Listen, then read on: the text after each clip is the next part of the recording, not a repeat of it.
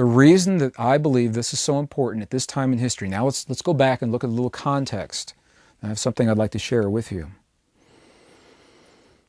In the midst of all the prophecies we began with just a little while ago, I shared with you the Hopi prophecy and the Mayan traditions, and I shared one from the book of Revelation from the prophet John, as we see it in the translation after 1700 years ago. And again, we get the Reader's Digest condensed version.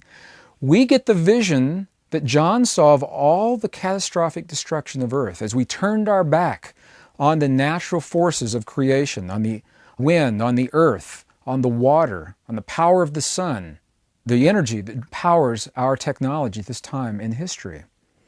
Well, there's another portion of that prophecy that was left out of the translations. And I'd like to share this with you because it's the other side, it's the flip side of the possibility as John saw it.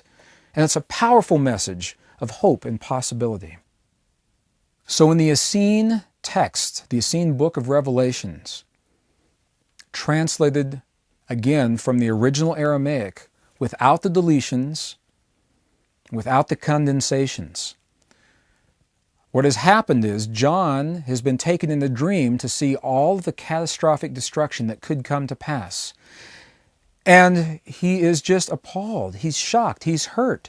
And he drops to his knees and says, is there anything that can be done to change this?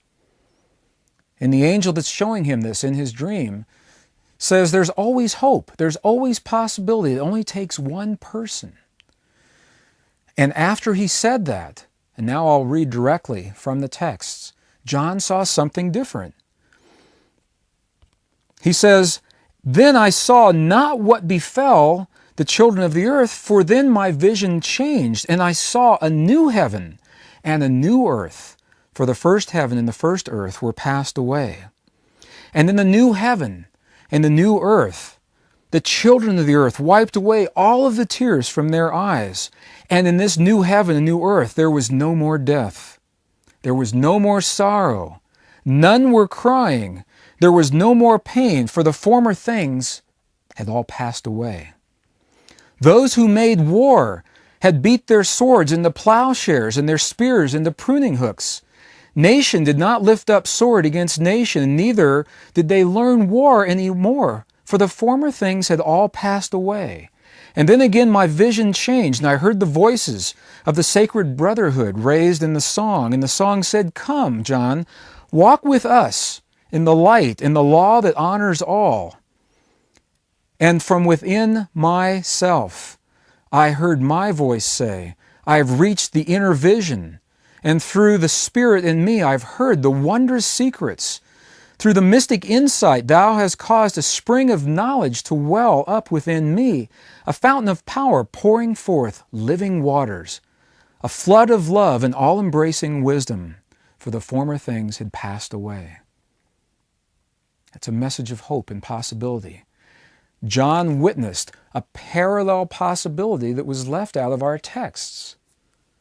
And in that possibility, we have a memory of a greater possibility for this time in our history.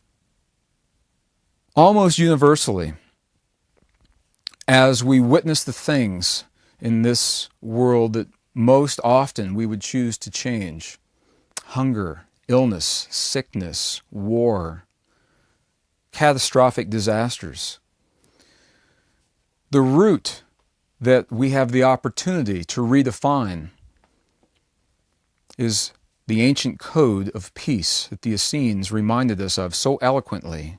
Peace, they say in their writings, is the key to all wisdom, to all knowledge, to all mystery, to all life. Peace. So perhaps the most effective prayer that we may offer at this time in our world, if we choose to participate in this fifth mode of prayer, is to simply feel the feelings, to become that peace in our bodies that we choose to have in our world. And in that peace, we end the starvation, we end the sickness, we end the warfare, we end the judgment between peoples of all worlds. So I'll invite you to join me as we embrace the possibility of the fifth mode of prayer. invite you to join me and participate in calling forth that part of us, that ancient memory in the midst of our collective history that beckons to us to create the peace in our bodies and know that that peace is mirrored in the world around us. The lost mode of prayer, the fifth mode of prayer. Rather than ask that this peace come to pass, we're invited to create the peace in our bodies through the ancient technology of imagination, thought, feeling, and emotion. So if you'd like to close your eyes, maybe take a deep breath. Feel the expansiveness of that breath as you exhale.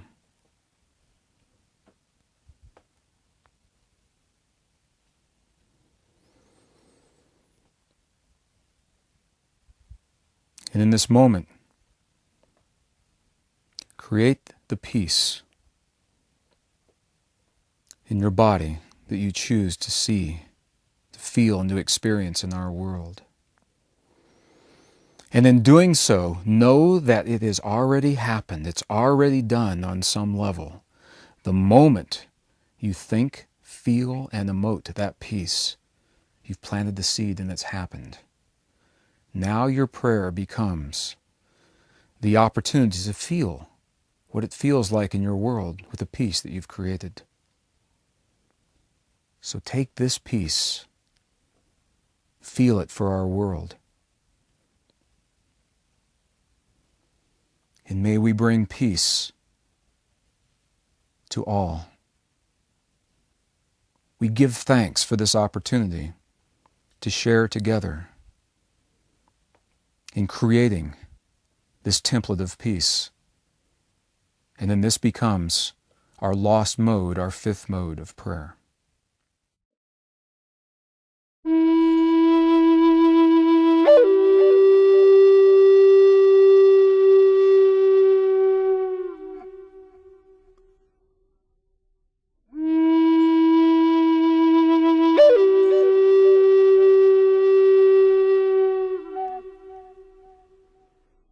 This concludes The Lost Mode of Prayer, flute music by Gregg Braden.